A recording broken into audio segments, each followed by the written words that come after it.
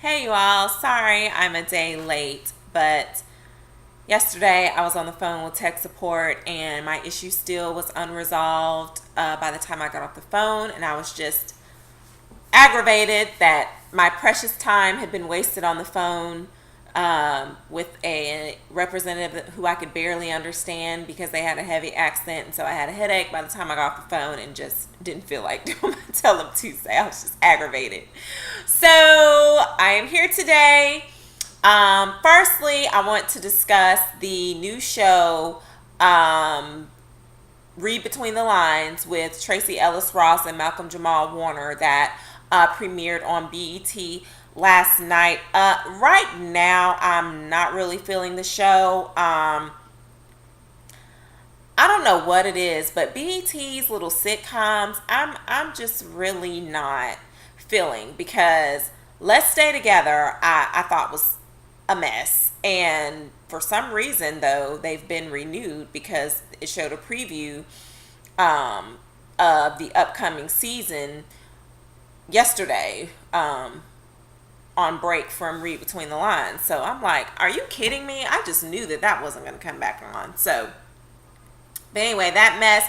Now, I'm hoping that this is a thing where it just aired and they're going to kind of improve it, improve the writing as it goes on. But yeah, I watched both episodes last night and it didn't keep my attention. Like, I was on the internet and just doing other stuff. I wasn't really engrossed in the show. So that's really not a good sign, because typically, if I'm into a show, everything is put to the side for that 30 minutes or an hour, whatever, however long the show was. And Read Between the Lines just did not capture my attention. Now, Malcolm Jamal Warner was looking real right. His little chesticles and biceps were like boom, boom, pow, through his shirt. I was like, ah, rawr. But other than that, I was like, for the show. But we'll see. I think it's a cute premise, but I just think the storyline needs to improve. And it's good, to see people who've been out of work for a minute get jobs. So, yeah. Real Housewives of New Jersey. When I tell you all, if I could jump through the screen, I would have. Teresa has lost her ever-loving mind. Like, she used to be one of my favorites, and now I am really not liking Teresa. She is just being messy for no reason. I cannot believe she made a jab at Caroline and her son in her cookbook after Caroline, has been by her side through thick and thin. The bankruptcy stuff, all the lawsuit. Caroline, would not speak ill of her, and I just think it's just real shady. And then I'm like, it's a cookbook. I need to go to a bookstore and see if they have a copy just so I can read it, because I don't even see what the segue would be to bring up Caroline and her son in the cookbook. Like, it doesn't even seem like there would be anything in there that would make it rational for her to even bring them up. Like, it seems very random and unnecessary. And then, it looks like Jacqueline's not going to be on the reunion, so I don't know if she's not going to come back on the show or what's going on with that. And it looks like Teresa's talking junk about her, and Jacqueline was really there, for Teresa, and, trying to help her out with her family and opening up her home for Teresa and her sister-in-law to talk on a neutral territory and all of that. And so for Teresa to do that, I'm disgusted. Now, Ashley, Jacqueline's daughter, needs a beat down. And when I tell you, when she told her mother to go away and closed her out of the bathroom, the door, if that was my house, okay, the door would have been off the hinge.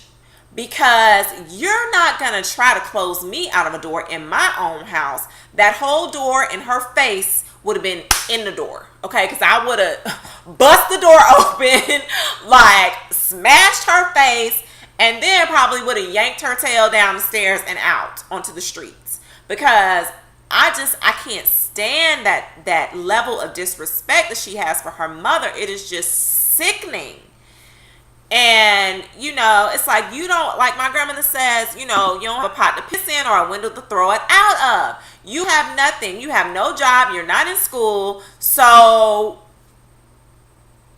who do you think you are? Like, you need your mother. You rely on her because you are doing nothing for yourself. Everything you get is handed to you. So be a little bit respectful, okay?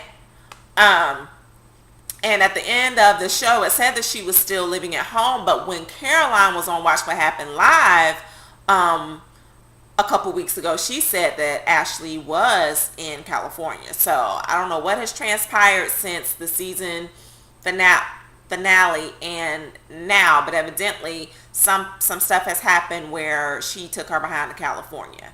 And I'm like, good. Basketball Wives of LA. Okay, if I wasn't convinced that Jackie was crazy before, I'm convinced now because, okay, and let's discuss the weave, okay, because my thing is this: if you're supposed to be balling, why is your weave jacked up? I really need the Basketball Wives of Miami to consult with the Basketball Wives of LA, because Basketball Wives of LA's fashion and their weave and lace front wigs are just not up to par. It's awful. Okay, it's terrible. And I'm just frustrated because, these people are claiming to be so this and that, but you look in all kinds of ways about the head, and I just don't get it. But anyway, Jackie and the whole telling Drea that she loves her after she talked all this mess about her, I'm like, so evidently Jackie just wants people to kiss her behind. And once you kiss her behind, she loves you. Okay, because Drea was just feeding her ego, well, no, I didn't mean that, and da-da-da-da, which was a bold-faced lie, because how she was trying to explain what she meant didn't even make sense. Like, no, you meant what you said. You just trying to clean it up now, and Jackie is falling for it because she has issues, and now, you're feeding into her ego, so now, it's kind of playing with her sordid mind. Okay, so, now it's all good with Jackie and Drea, and Imani's like, looking crazy. And it's like the whole show seems to be centered around the Drea drama. Like, it's like they have no storyline besides that. And they just need to, I think they just need to ixnay the whole cast and start over, because there's no storyline. The only thing is the Drea drama. Like, that's the whole show. If it wasn't for Drea, like, what?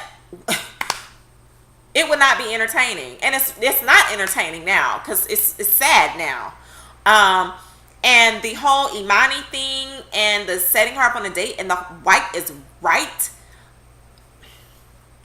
I'm trying to figure out, okay, Laura has 11 children with her black baby daddy. Okay. And I don't know what white man, she has had a relationship with, but clearly, no white man moved her in to his place as her black boyfriend did.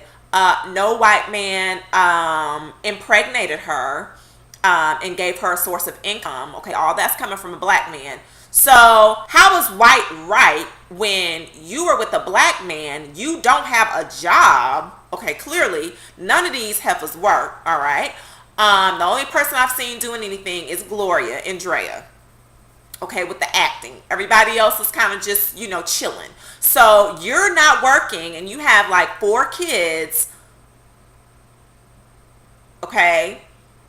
And clearly, the black man, is the one who is giving you the ability to sit on your tail and not have a job, and you have mouths to feed. Okay, so where is the white right in this case? That's all I want to know, because it's clearly no white man. I'm looking. Clearly, no white man has come in and told her, "Hey, I'll take you and your 4 kids and move you in and take care of you." Okay, that hadn't happened. So where is the white right? I don't. I don't get why she keeps saying that when no white man is checking for her on this show. Okay, so where are you basing this blanket statement from? Where's it come from? And Jackie, okay, she's married to a black man. Okay, so I think one of her exes was white, because she done been married numerous times to different people. Not just the numerous times to her current husband, okay, because she married him every year, but she's been married before as well. And I think one of those men was white. And so, but okay, the marriage is over. So, and now you're married to a black man who you've been married to for 16 years. So, white is right. I'm still trying to, I don't get it. I just think that it's so ignorant. And for them to be sitting up there saying it and high-fiving each other, frankly, I was embarrassed.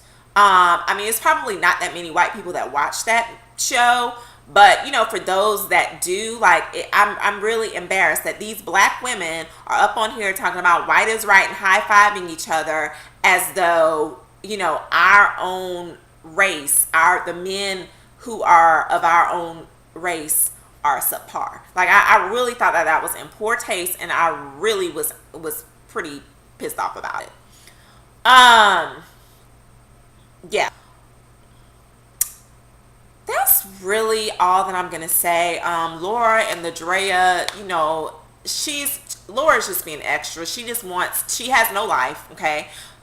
Instead of her trying to take care of her kids, she's trying to stir up all this drama. These women, their priorities are completely in the wrong place. I do my little Tuesdays based on the tomfoolery that these people project, okay?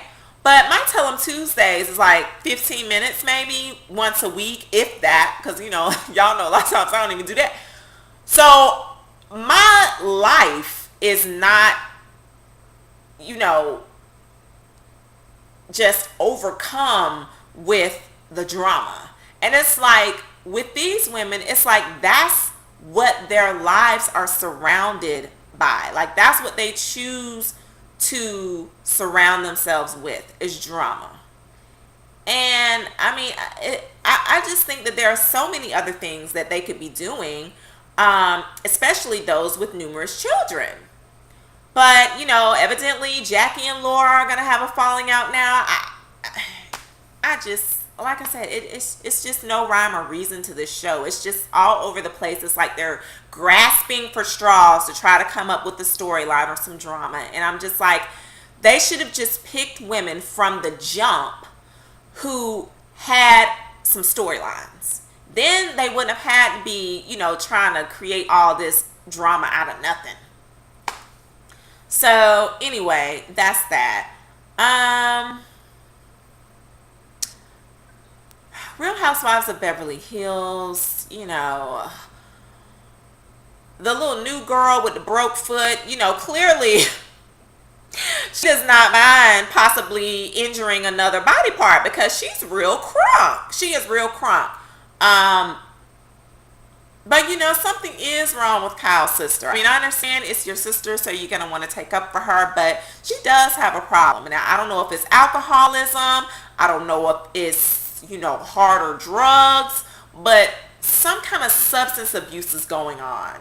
And she needs to pull herself together. I think they need to get rid of her off of the show, because she needs to be worrying about rehab and not being on Real Housewives.